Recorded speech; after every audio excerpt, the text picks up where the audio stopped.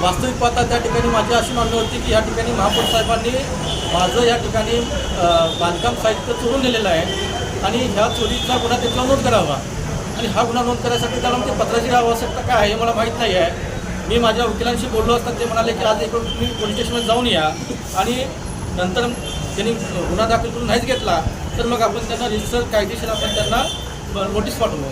अशा पद्धतीचा मी या ठिकाणी पाठपुरावा करत आहे त्यांच्या ह्याच्यामध्ये.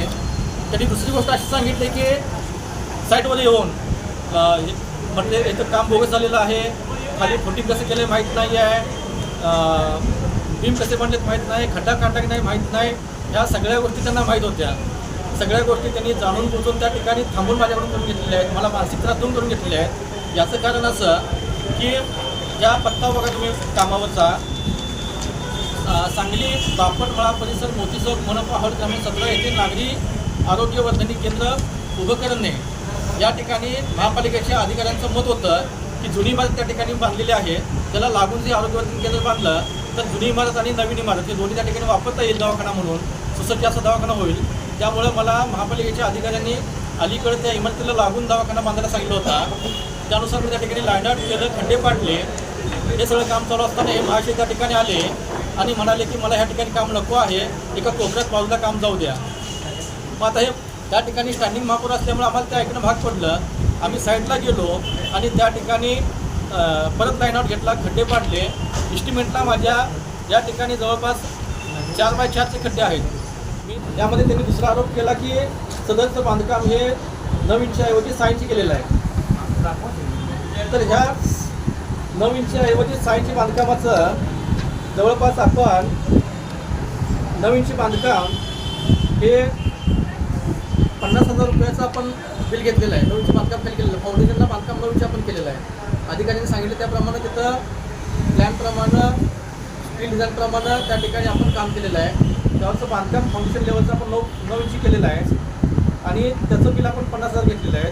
दुसरी गोष्ट वरचं जे बांधकाम आहे भिंतींचं ते बिल आपण त्याचं आपण 6 इंची बांधकाम केलेलं आहे, त्याचं बिल आपण 60,000 रुपये घेतलेलं आहे. MB रेकॉर्ड करताना अधिकाऱ्यांनी सुद्धा या ठिकाणी जिथं 9 इंची बिल वापरलं आहे तिथं 9 इंची घेतलेलं आहे, तिथं 6 इंची बिल वापरलं 6 इंची घेतलेलं आहे. त्यांनी असं आपल्याला दिलं नाही का असं 9 इंची दिलेलं आहे. त्यामुळे त्यांचे आरोप हे सगळे भोंगळ आणि ढोंगी आहेत आणि मला बदनाम करण्याचे, माझ्यावर खोटे आरोप करण्याचे आहेत. त्यामुळे हे सगळं तुम्ही लक्षात घ्या. आणि ह्यामध्ये त्यांनी जाणून बुजून मला जे त्या ठिकाणी कालच्या प्रेसमध्ये मला किंवा इतर सगळ्या गोष्टींमध्ये बदनाम केलेलं आहे.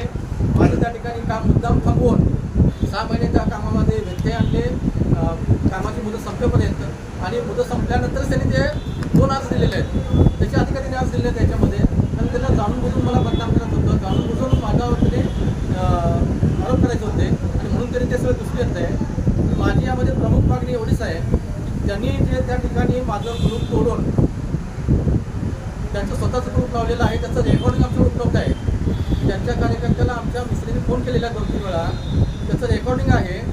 तो त्यांचा कार्यकर्ता कणसे नामक तो त्या रेकॉर्डिंगमध्ये म्हणतोय की किल्ली माझ्याकडे नाही आहे, साहेबांकडे आहे, महापौर साहेबांकडे, त्यांच्याकडून घ्या आणि काटे साहेबांनी त्यांच्याकडे पाठवा, तरच किल्ली ते देतील, नाही किल्ली देणार नाही. म्हणजे काटे साहेबांनी त्यांना कशाला जायला पाहिजे त्यांच्याकडं, म्हणजे ह्या पैशासाठी जायला पाहिजे त्यांच्याकडं. त्यामुळं त्यांनी हे अशा पद्धतीचं वर्तन माझ्याविषयीमध्ये त्यांनी केलेलं आहे की बाबा मी त्यांना पैसे मागितलेच नाही आहेत, त्या गोष्टी झालेल्याच नाहीत, हे पूर्ण चुकीचं आहे.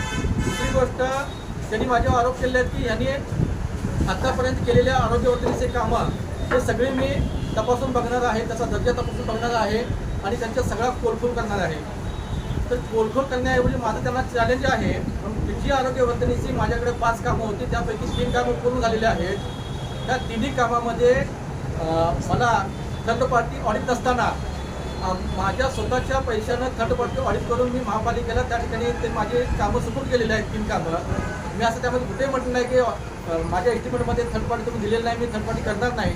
असं न करता त्या ठिकाणी जी काय थर्ड पार्टीची फी असेल लाखो रुपये ती मी त्या ठिकाणी पे केलेली आहे आणि मी माझं कॉन्ट्रॅक्टरचा व्यवसाय त्या ठिकाणी पूर्ण करण्याचं मी प्रशासनाशी बांधिलकी झालेलं आहे. अशा प्रकारचं मी काम केलेलं आहे आणि ह्यांनी माझ्या कामाची वाटेल ती माहिती काढू देत. मी जी कामं केलेली आहेत ती चौकच आहेत आणि त्यांना माझ्याविषयी जे काय कामाची माहिती काढायची असेल, मला काय उघडं काढायचं असेल ते काढू शकतात. त्यांचे लोकप्रतिनिधी आहेत, मोठे आहेत, आमच्यासारख्या छोट्या माणसांना बदनाम करण्याचं त्यांचं कामच आहे. पण माझं त्यांना छोट्या माणसाचं एकच सांगणं आहे महापौर काळामध्ये ज्या काही गोष्टी केल्या त्या गोष्टींचा उहापोह मी आईचं कॉन्ट्रॅक्टर म्हणून तुम्हाला बोलत नाही, पण तुम्ही ज्या भाषेत काल बोललेला आहे त्याच भाषेत मी या ठिकाणी बोलतोय. काल तुम्ही जे बोलला की ह्या सुजित काटेच्या कामाच्या सगळा भांडाफोड मी करणार, पण मी तुम्हाला सांगतोय की तुम्ही जे ह्या 3 वर्षामध्ये महापौर काळामध्ये जे काही कामं तुम्ही केलात वार्डामध्ये, त्या संपूर्ण वार्डाच्या कामाचा भांडाफोड मी केल्याशिवाय स्वस्त बसणार नाही. कारण तुम्ही माझ्या पोटा उठला असाल तर मी तर काय होतं बसू.